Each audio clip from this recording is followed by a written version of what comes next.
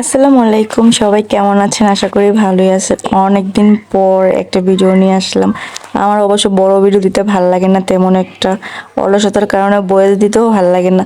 এই ভিডিওটা আমি অনেক দিন ধরে করে রাখছি, বাট আমার অলসতার কারণে আমি আপলোড দিতে পারতেছিলাম না। আজকে আপলোড দিয়ে দিলাম।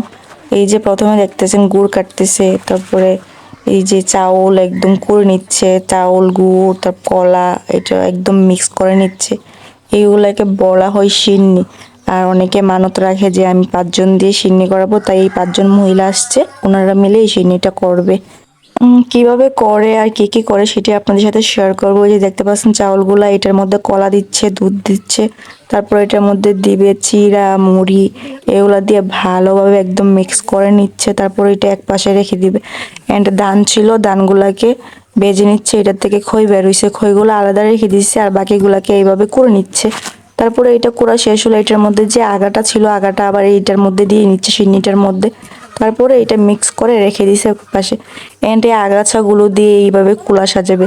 এই কুলাটা হইছে একটা দিবে কাকেরে আর একটা দিবে পানিতে। তো আমার কাছে এটা অনেক ভালো লাগে দেখতে, ওনারা কত সুন্দরভাবে সাজাচ্ছে দেখেন। প্রথমে দিয়ে নিছে সিন্নি, তারপর এটার মধ্যে দুধ দিছে, দেন এটার মধ্যে একটা ডিম দিয়ে নিচ্ছে।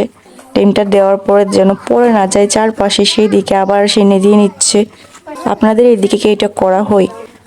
যারা জানে তো জানে, আর যারা জানেন না তারা অবশ্যই আমাকে জানাবেন এটা আপনারা দেখছেন কিনা। এই যে তারপরে এটার মধ্যে ধান দৌড়বা দিচ্ছে, তারপরে বেগুন ফুল দিয়ে এটা চারপাশে চিড়া আর মুড়ি দিয়ে নিচ্ছে। হয়ে গেছে, দেন আমি একটু সিন্নি খেয়ে নিলাম।